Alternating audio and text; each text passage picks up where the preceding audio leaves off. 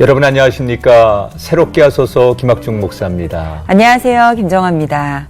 흔히들 아픈 만큼 성숙해진다라는 얘기를 하잖아요. 실제로 제가 아이를 키워보다 보니까 아이들이 한번 앓고 나면 부쩍 자란 모습을 보이더라고요. 그렇죠. 네. 사실 영적인 상태에도 이 원리가 적용되는 것 같아요. 네. 삶의 고난과 아픔들이 있으면 세상을 바라보는 관점도 좀 달라지고 맞아요. 하나님을 향한 사랑이 예전보다 더 뜨거워지는 것을 많이 느끼게 네, 됩니다. 맞습니다.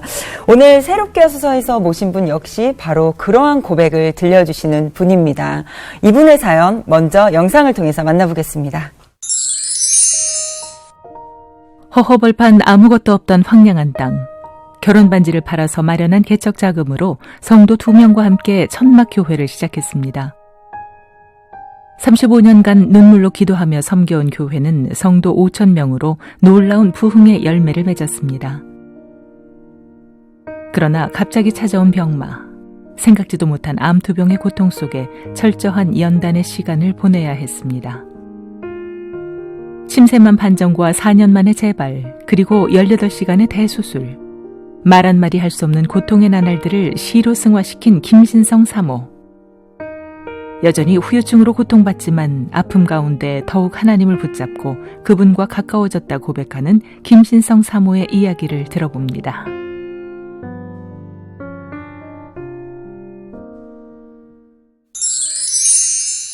네, 오늘의 주인공이십니다. 경기도 광주의 복된 이웃교회 김신성 사모님 이 자리에 함께 하셨습니다. 사모님 어서 오세요. 안녕하세요. 반갑습니다. 방송 나오시니까 많이 떨리시죠? 예, 네. 생각보다 많이 떨려요. 네, 그래도 오늘 편안하게 우리 시청자분들에게 사모님이 만난 하나님의 이야기 담대하게 잘 전해주시면 될 것 같아요. 네. 고맙습니다. 아니, 사모님 이렇게 뵈니까 굉장히 고우신데 이렇게 턱 쪽으로 상처가 조금 보이세요. 수술하신 흔적이신가요? 예, 제가 오게 티가 생겼어요. 농담이고요. 제가 한 2007년도에 침샘암 판정을 받고 수술했는데 4년 만에 좀 재발이 돼서 수술 부위도 좀 커지고 예, 그래서 이렇게 했는데 잘 회복돼서 또 이렇게 새롭게 하소서에도 출연하고 예. 4년 만에 재발이 되셔서 또 큰 수술을 하시고 침샘암 우리가 흔히 이제 많이 들어보지 못한 맞아요. 암인데 처음에 이제 암입니다 이렇게 판정을 받으셨을 때 누구나 다 평범한 사람은 다 내가 암? 그러면 굉장히 이제 깜깜하고 두렵고 여러 가지 생각이 들잖아요. 그때 그런 얘기 처음 들으셨을 때 심정이 어떠셨어요? 제가 굉장히 건강했었어요. 그래서 이제 사역하면서 병원에 성도들 이제 신방하고 또 병문안하고 돌아와서는 어느 날 제가 철없는 소리를 했어요. 아, 나도 병원에 누워서 문병 한번 받아보고 싶다. 그 소원이 이루어진 순간이었죠. 네. 워낙 뭐 멀쩡한 상태에서 이제 판정을 받다 보니까 좀 황당하긴 했는데 막상 이렇게 수술이 결정되고 뭐 검사 과정 다 지나고 수술하기 전날 이제 수술 동의서에 사인하잖아요. 그렇죠. 그때 좀 실감이 나더라고요. 그 수술이 저는 뭐 죽느냐 사느냐의 문제가 아니라 앞으로 어떤 모습으로 살아야 되느냐. 그래서 수술 동의서를 쭉 읽어보는데 뭐 얼굴에 입이 돌아갈 수도 있고 언어 장애가 올 수도 있고 그래서 제가 지금 언어가 이제 많이 불편해요. 그래서 수술하시고 후유증 때문에. 후유증 때문에. 뭐 그리고 또 목에 함몰 될 수도 있고 얼굴 뭐 광대뼈도 자를 수도 있고 그런 소리 듣고 나니까 도저히 수술 못 하겠는 거예요. 그래서 겁이 나죠. 전날 제가 수술 안 하겠다 이제 버티고 또 남편하고 아들은 또 막 옆에서 설득하고 그러면서 이제 수술실에 들어갔는데 예, 그래도 처음에는 잘 회복이 됐어요. 아, 예. 아니 그러니까요. 그때도 참 힘들고 마음이 어려우셨을 텐데 4년 만에 재발이 됐다는 이야기를 들으셨을 네. 때 굉장히 충격이 컸을 것 같거든요. 그때 마음은 어떠셨어요? 그때만 침샘암에 대한 데이터가 별로 없었어요. 네. 근데 네. 그냥 좀 이번에는 쉽지 않겠구나라는 생각이 들면서 2007년도에 이제 처음에 수술 들어갔을 때도 이제 그런 삶에 대한 걸 좀 반추하잖아요. 내가 만약에 하나님 앞에 가면 어떤 부분이 지금 걸릴까 이제 그런 부분에서 좀 하다 보니까 제가 교회 내에서 많은 사역을 했지만 또 내가 직접 전도해서 이렇게 데려다 놓은 성도들은 별로 없더라고요. 그래서 처음 수술하고 나서 그 교회 페이스 전도팀에 들어가서 이제 전도를 했어요. 근데 역시나 이제 재발하고 나니까 어떤 죽음이 좀 현실화되면서 네. 아 이게 장난이 아니겠구나. 그러면서 이제 두 가지가 걸렸는데 하나는 하나님 앞에 갔을 때 이제 제가 어떤 전도 열매가 좀 부족하다는 그런 아쉬움이 하나 있었고, 또 하나는, 예, 아무래도 가족들한테 소홀했던 거. 그래서, 그때, 침샘암이 좀 희귀암이라 좀 재발되면 치명적이거든요. 그래서, 네. 제 인수인계서 썼어요. 가족 인수인계서. 네.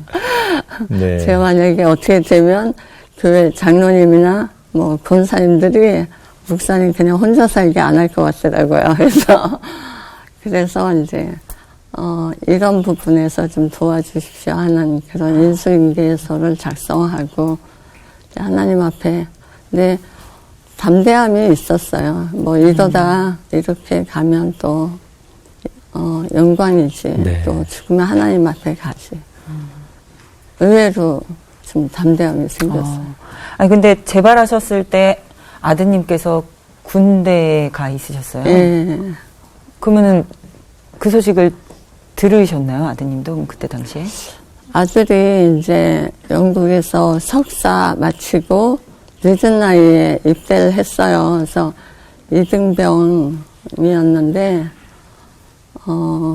훈련받고 있는 애한테 이제 그 얘기하면 충격받을 것 같고 이제 그래서 제가 성지순례 간다고 하고서는 네, 수술 기간 예, 동안 알리지 않았어요. 근데 그 당시에 이제 교회에서도 지역 행사를 이제 저희 교회가 주관하는 한 3,000명, 아니, 한 3만 명 모이는 지역 행사 있었는데 그 행사 앞두고 또 목사님 또 결혼 주례 앞두고 제 어떤 수술 소식을 전하기에는 교회 분위기가 너무 디프레스 될 것 같아가지고 네. 아들한테도 안 알리고 교회도 안 알리고 교회 성도님들도 예, 모르는 그래서 상태로. 이제 들어 수술하고 한 중환자실에 한 보름 있었어요. 그랬군요. 네. 수술 시간이 18시간 네. 정도 되는 아주 네. 큰 수술이었다고. 네. 네. 지금은 지나간 시간들에 대한 이야기를 담대하게 이렇게 말씀하시지만 첫 번째 암 소식을 전했을 때도 충격이셨고 네. 다시 재발을 했습니다. 4년 만에. 그때 잘 견디셨는데 수술도 하고 잘 견디고 열심히 살았는데 다시 무너지는 듯한 소식을 들었을 때 하나님 왜 저한테 왜 이렇게 시련을 많이 주시죠? 그리고 인간인지라 그렇죠. 하나님 앞에 좀 섭섭하고 왜 저지요? 한 번도 아니고 왜 두 번이지요? 이런 원망의 마음도 솔직히는 올 것 같아요. 어떠셨어요? 제가 교인들 이렇게 이제 아픈 성도들 바라보면 제가 기도가 좀 부족해서 교인들이 낫지 않나. 또 왜 내 기도에는 치유 기도가 이렇게 능력이 안 나타날까. 아픈 교인들 보면 그래서 마음 아픈 게 있었거든요. 근데 예수님도 저를 보면서 그런 아픈 마음이 있을 것 같았어요. 그래서 주님 괜찮습니다. 이제 잘 견뎌볼게요. 그리고 제 마음속에 뭐 살아가면서 이런 일들이 다 보편적인 일들인데 굳이 나한테 왔다고 해서 뭐 이상하게 받을 건 아니겠다 싶더라고요. 그래서 왜 저예요? 라고 하기에는 뭐 어떤 변명이 없었어요. 그래서 하여튼 하나님 뭐 괜찮습니다. 잘 극복해볼게요. 그래서 생각보다 제가 신앙이 좋습니다.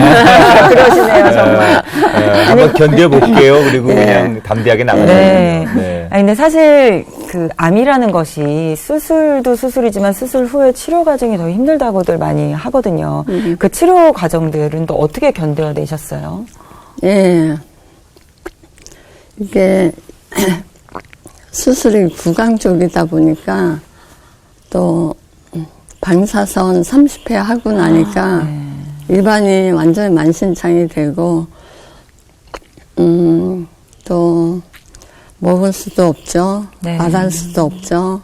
그래서 살이 완전히 쫙 빠져가지고 이 상태에서는 집에서 이제 뭐 케어해 주시는 분도 좀 없고 그래서 이제 양평 요양원으로 들어갔어요. 근데 저희 양평에 그렇게 깊은 산골이 있는 줄 가면서 처음 알았는데, 이제 가다 보면서, 여기가 이제 마지막 내 인생의 프로세스에 왔구나라는 마음이 들더라고요. 근데 가니까, 하여튼 뭐, 저녁 5시만 되면 컴컴해져요. 불안하고. 네, 완전 산속 마을에 암 환자들이 와서 이제 생존하고 싸우는 모습을 이제 보면서 그들하고 같이 생활하면서 이제 근데 저한테는 그 시간이 정말 안식의 시간이었어요.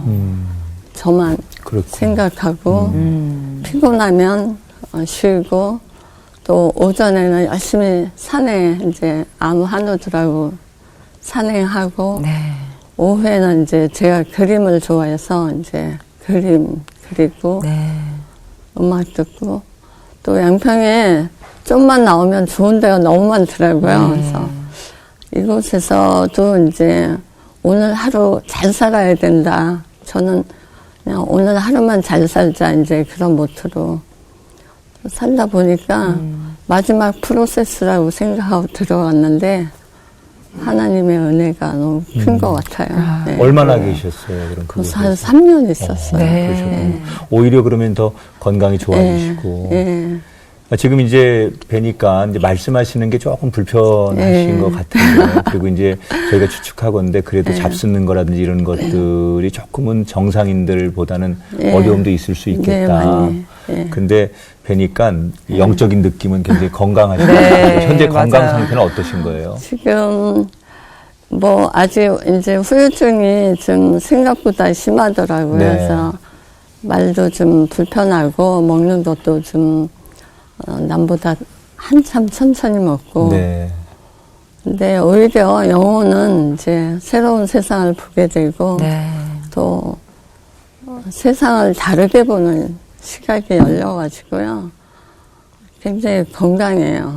그리고 모든 거 다 내려놓고 이제 하다 보니까 뭐 나쁠 것도 없고 모든 게 다 감사. 지금도 오늘 하루만 잘 살자 그런 마음으로 하시니까 하루하루가 정말 다른 분보다는 훨씬 더 의미 있고 값지죠. 아마 맞습니다. 아침에 눈부신 햇살과 밤하늘에 살짝 비치는 그 별빛 또한 너무 아름답게 보이실 것 같아요. 맞아요. 네, 그래서 그렇게 달라진 시선으로 글을 쓰셨다고 들었어요. 또 사모님 일뿐만 아니라 2권의 책을 쓰신 시인이라고 그렇게 저희는 들었는데 어떻게 하다가 시를 그러면 처음에 쓰시게 되신 거예요? 그냥 병실에서 이제 그냥 사각하늘만 보이잖아요. 창문 통해서. 사각하늘만 보이는데 그 시간 속에서 이제 말은 할 수 없고 침묵하고 그래서 하나님 저한테서 언어를 거둬가시면 저는 앞으로 뭘 어떻게 하면서 살아야 됩니까? 그러면서 이제 또 다른 생각으로는 뭐 내 생에 이런 시간이 얼마나 값진 귀한 경험일 텐데, 이 시간들을 놓치면 안 되겠다 싶어가지고, 이제 글을 하나하나 여정마다 썼어요. 근데 네.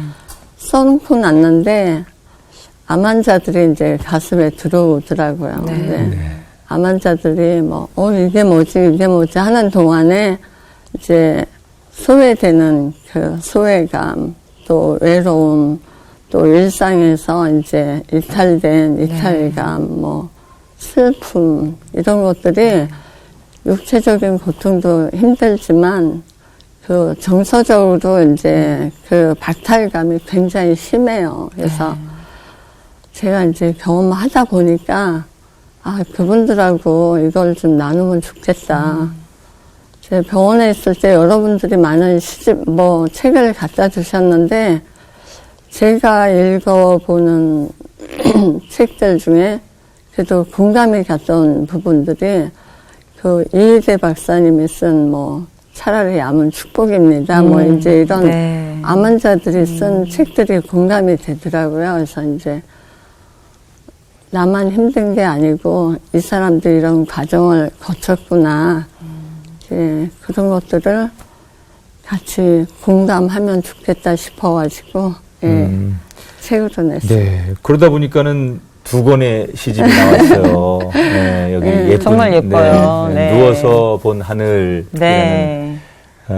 이게 시집하고. 병실에서 쓰신 네. 말씀해 주셨던. 그리고 이제야 사랑이 보입니다. 네. 그러니까 사모님 지금 얘기를 앞에 좀 듣다 보니까 네. 이 시집의 제목들이 왜 이렇게 붙여졌을까, 맞아요. 그리고 어떤 이야기일까라는 것들이 제목을 통해서도 네. 느껴지는데 다 하나하나 자신이 경험한 이야기, 또 사랑의 눈으로 동료들을 바라보는 그런 마음으로 시를 쓰셨는데, 그래도 그 중에 이제 시 쓰시는 분들이 이거 꼭 내 자식 같고 가장 생각나는 시가 있다고 그래요. 있죠. 네.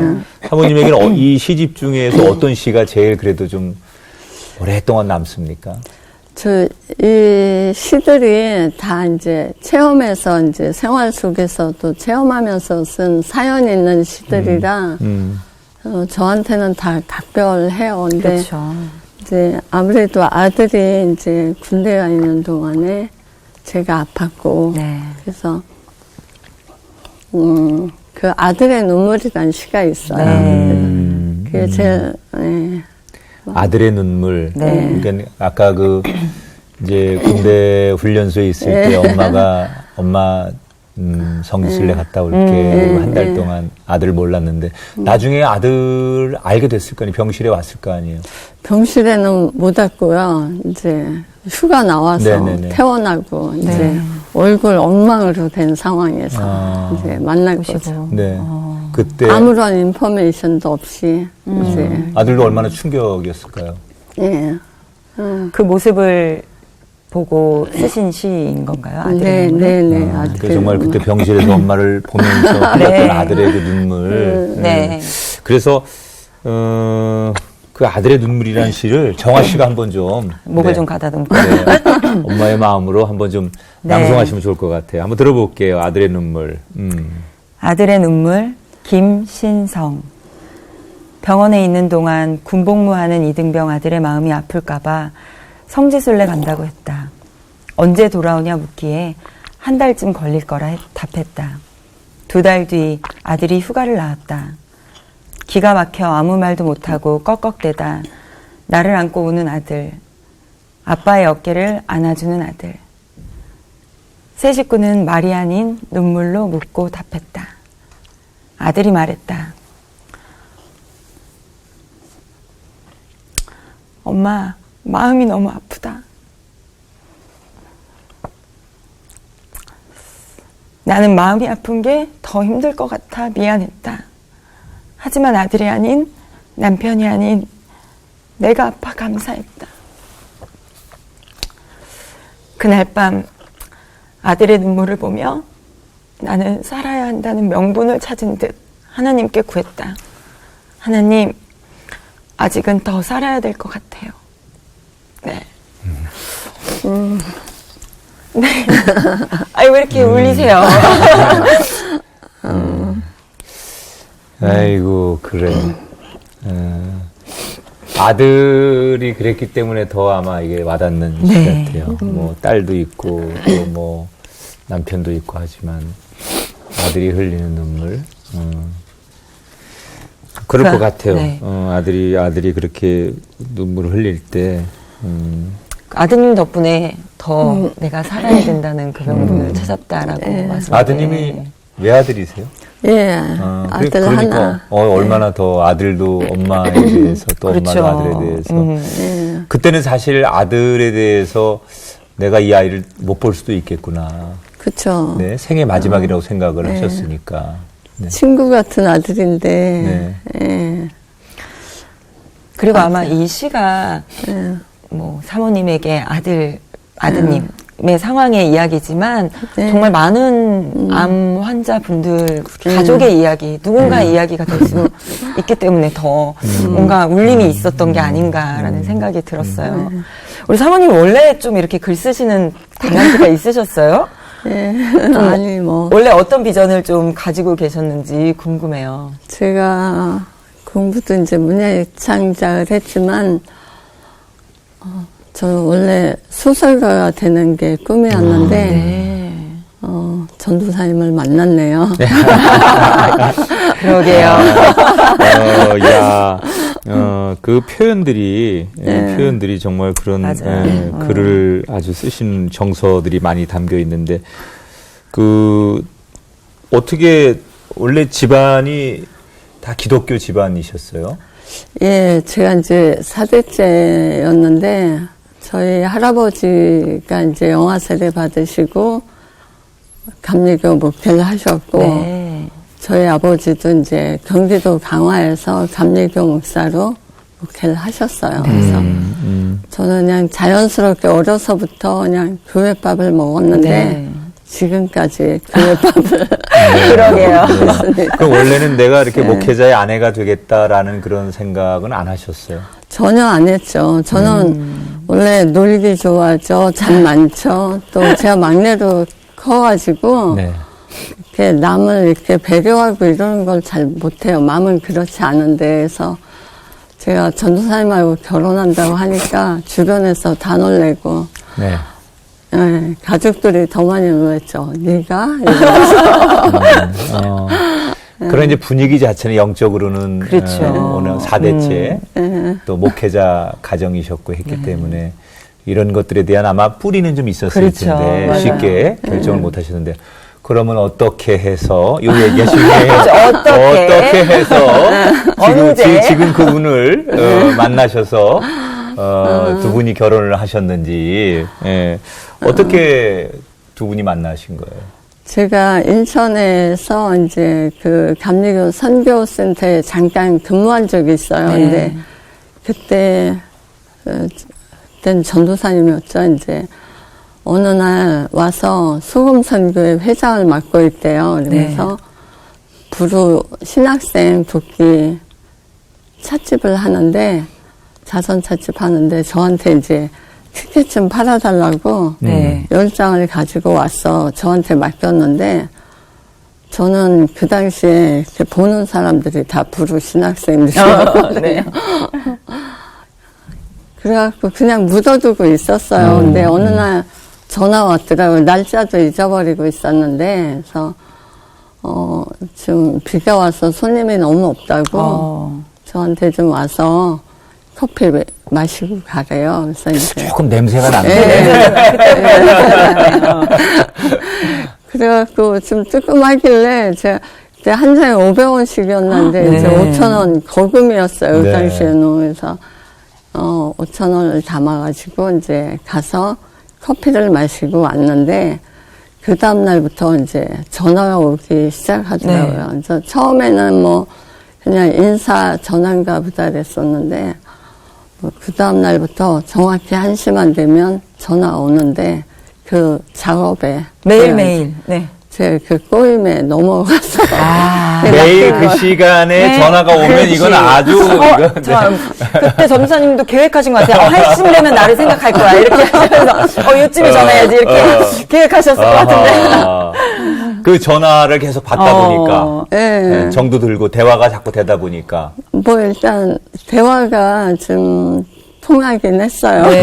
네. 아니 근데 원래는 그 사모에 대한 비전이 전혀 없으셨다고 네. 말씀하셨는데 그렇게 해서 이제 두 분이 사랑을 하시게 되고 이제 결혼까지 이루어지면서 그러한 좀 두려움이랄까요? 그런 건 없으셨어요? 근데 제가 겁이 없었어요. 워낙 이제 목사 가정에서 자라가지고 뭐 가난은 그냥 그때 평준화 돼 있었던 거고 네. 그래가지고 저는 겁이 없었고 걱정은 엄마가 하셨고 저는 닥치면 다 한다고 이제 큰 소리 뻥뻥 치면서 왔는데 사실 현실이 그렇죠. 만만치가 네. 않죠. 그 교회를 개척하셨죠. 네. 목사님과 경기도 네. 광주에 있는 교회라고 소개를 네. 해드렸는데 그럼 올해로 개척하신 지 몇 년 되신 거예요? 저희가 84년도에 이제 네. 개척을 했는데 35년째 되네요. 그렇게 됐네요, 벌써. 아니, 그럼 처음에 어떻게 그 지역을 선택하게 되신 거예요? 글쎄, 목사님이 중소도시에서 이제 건강한 교회를 하겠다는 그런 꿈은 있었는데, 그래도 저는 설마 했죠. 근데 어느 날 그 지역을 지나가다가 어떤 교회 건물이 있는데 그 목사님이 나가시고 그 교회 건물은 이방 종교에서 이제 시설로 네. 쓰고 있다는 말을 들었나 봐요. 그래서 거기를 한번 답사하고 오셨더라고요. 네. 그래서 저한테 개척 나가자. 그래서 저야 뭐 언젠가는 해야 될 일인가 보다 싶어가지고 그때 이제 임신 6개월째였었는데 오케이. 그래서 이제 따라갔어요. 근데 아이고 저는 도심지 알고 쫓아갔었는데 뭐 들어가는 입구부터 뭐 길이 장난 그때 해동되어가지고 길이 엄청 짖어서 이제 뭐 신고 같은 것도 다 버리고 이 동네에 들어오면 이제 나는 500원짜리 그 파란 플라스틱 신발 신고 살아야 되나 보다. 그쵸, 마음이. 제가 이제 두 번째로 소문 사건이에요. 두 번째로 소문 사건. 그렇게 해서 이제 정말 낯선 곳에 개척이라는 거를 하시게 됐는데, 개척도 뭐가 이렇게 좀 오병이의 기적도 소년의 뭐 작은 보리떡과 물고기가 있어야 되듯이 개척도 맨손으로 할 수는 없는 거잖아요. 하나님께서 하여튼 목사님 내외를 통해서 또 헌신하게 하시고 하셨을 텐데 처음에 그 개척교회는 어떻게 그럼 시작이 된 겁니까? 개척교회 저희 어머님이 이제 시어머님이 결혼 때 이제 금반지 10돈을 해주셨는데 네. 그거 파니까 한 30만 원 나오더라고요. 근데 마침 그 동네에 들어갔더니 이제 아드님이 장로님이신데 노 부부가 살고 계셨어요. 근데 그 부부 한 80대 초반 할머니 할아버지 그분이 자기 그 마당에다 천막 치고 해도 된대요. 그래서 이제 30만 원으로 천막 치고 또 제가 자존심에 친정에는 전혀 연락을 안 했어요. 그러다 보니 이제 맨 땅에 헤이링 하자. 뭐 목사님은 여기가 땅끝이다. 그래서 내가 그러네요. 오케이. 그러면 뭐 두 부부하고 그 노부부하고 신혼부부하고. 네, 그 그러네요. 노부부하고 신혼부부하고 그렇게 시작을. 4명이서 개척을 하신 거네요. 네. 아니 근데 이게 처음에 시작은 뭐 해보면 하지 뭐라고 시작하셨지만 사실 현실이 만만치 않다라고 말씀을 해주셨는데 특히 좀 어떤 점이 가장 힘드셨어요? 제가 그때 20대 이제 24살 뭐 좀 젊은 나이에 낚여가지고 그래서 그러다 보니까 이제 문화적인 충격이 워낙 컸어요. 저는 기독교 베이스에서 자랐고 교회 울타리에서만 자랐는데 동네에 오니까 너무 낯설고 저하고 소통할 만한 친구도 없고 또 뭐 경제적 빈곤기에 찾아오는 그 자존감, 결여, 또 여러 가지 하여튼 굉장히 배고팠어요. 정말 어린 나이였네요. 예, 20대 초반이었으니까. 초반이었으니까. 뭐 개척이라는 게 그 당시에는 참 많은 분들이 도전하는 네. 목회 중에 하나였지만 그런 과정들을 다 겪으면서 넘어지는 분도 있고. 근데 가장 큰 힘은 하나님이 우리를 위로하시는 거였던 것 같아요. 하나님께서 네. 버틸 힘을 주시잖아요. 네. 우리는 정말 하루하루 참 힘들고 자존감도 떨어지고 하는데 하나님께서 또 그때그때마다 우리가 포기하지 않도록 힘을 주시는 걸 많이 맞습니다. 경험하셨는데 네. 사모님도 아마 그런 개척 초기에 하나님이 주시는 은혜 이런 걸 경험하셨을 텐데 하나님이 어떻게 버티도록 도우셨을까 궁금하네요. 제가 좀 신기한 게 거기서 이제 엘리야를 까마귀가 먹였잖아요. 물어다. 그걸 거기서 경험하게 되더라고요. 그래서 애기 분유가 떨어지면 그때 교인도 없었어요.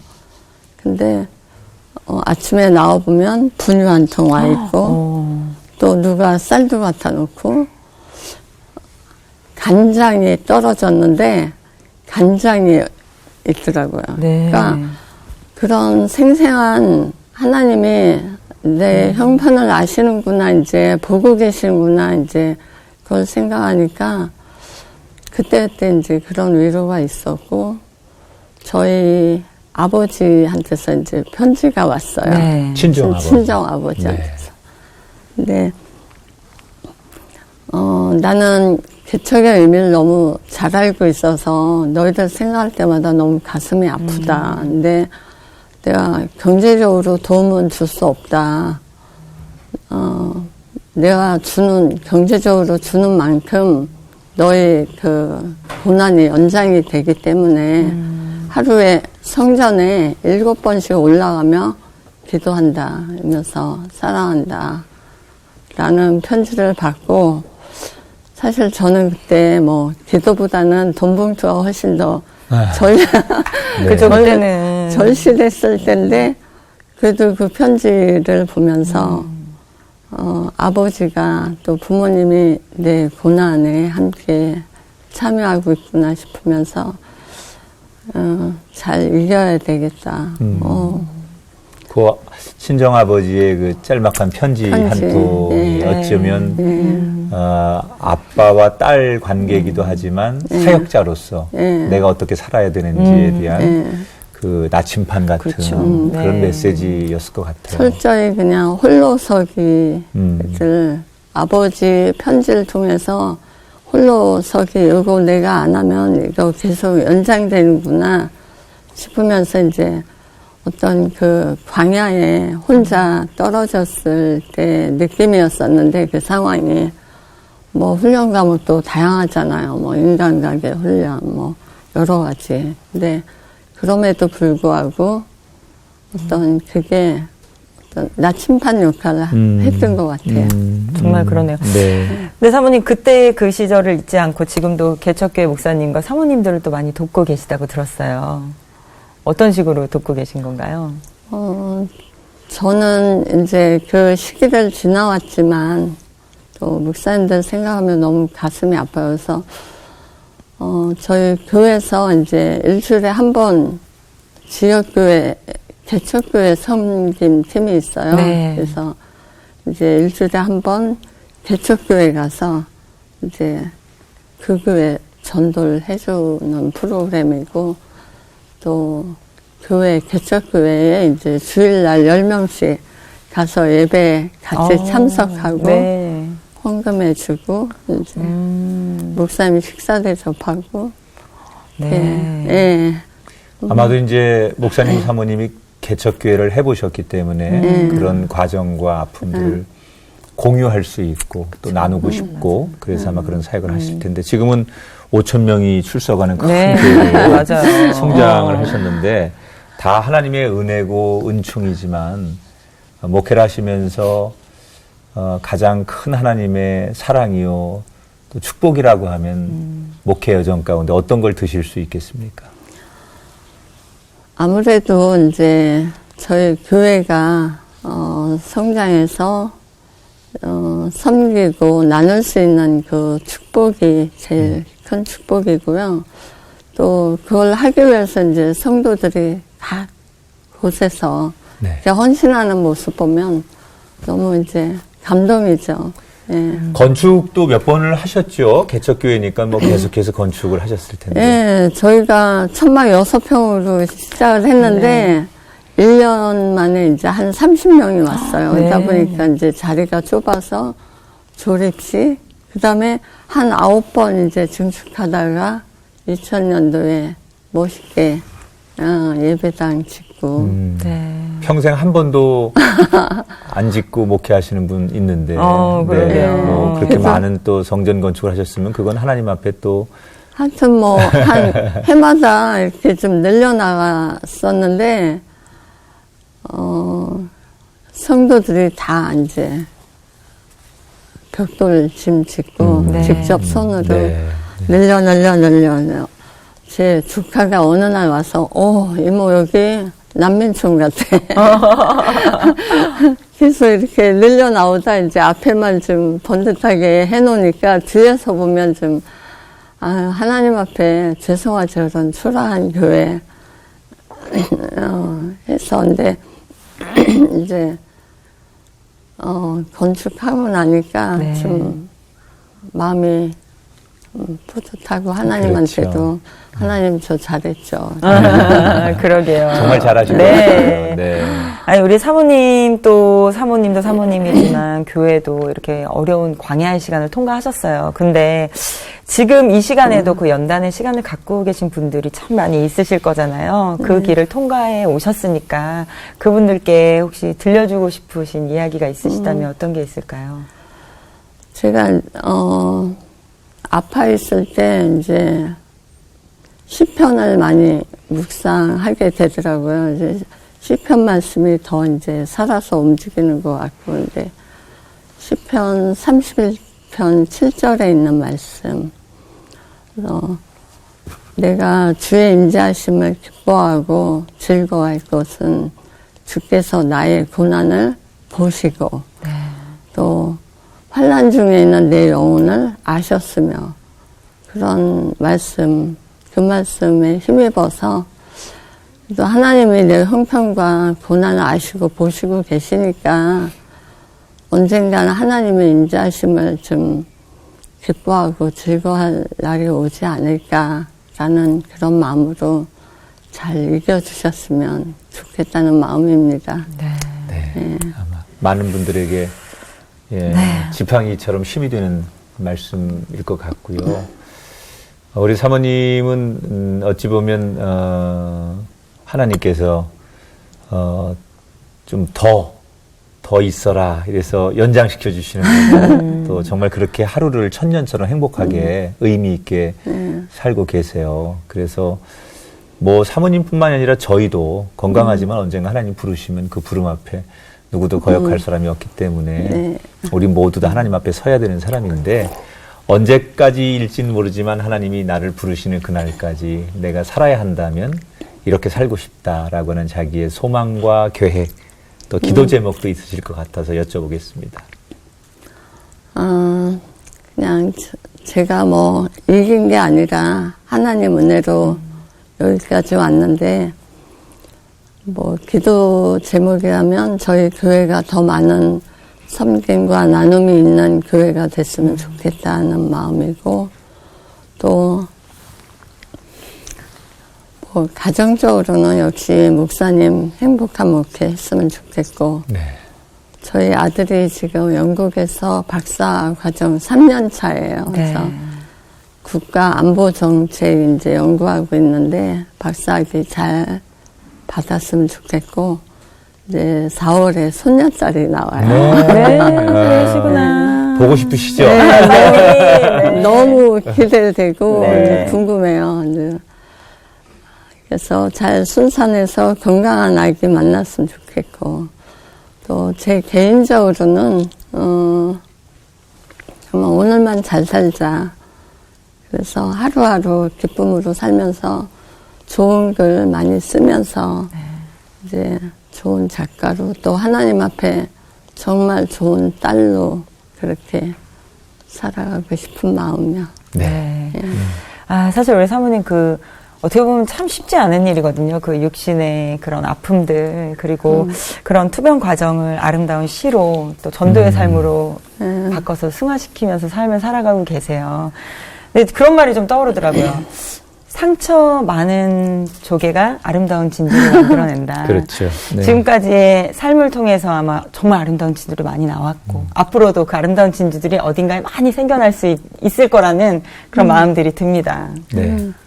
사모님이 만약에 아프지 않으셨다면 하루를 천년처럼 사는 의미를 잘 몰랐을 것 맞아요. 같고 또 우리가 그 공감을 못했을 것 같아요. 그런데 그런 아픔 때문에 그 하루의 소중함, 내게 주신 호흡의 소중함, 말씀은 조금 크게 안 하시지만 그 조곤조곤 하는 말이 오히려 더 저희들에게 뚜렷하게 들리는 것도 하나님의 은혜라는 생각이 듭니다. 맞습니다. 사모님의 이야기를 들으니까 사모님의 아픔이 보이는 거고 아마 이 땅에 누구도 아픔이 없는 사람은 없을 거예요. 저마다 자기 아픔을 얘기하라고 하면 다 정말 기가 막힌 이야기들이 많을 텐데 그 아픔을 오늘 사모님처럼 아픔으로 머물지 말고 또 다른 성숙한 계기로 만들 수 있다면 그 아픔이 축복이지 않을까 그런 생각을 맞습니다. 해봅니다.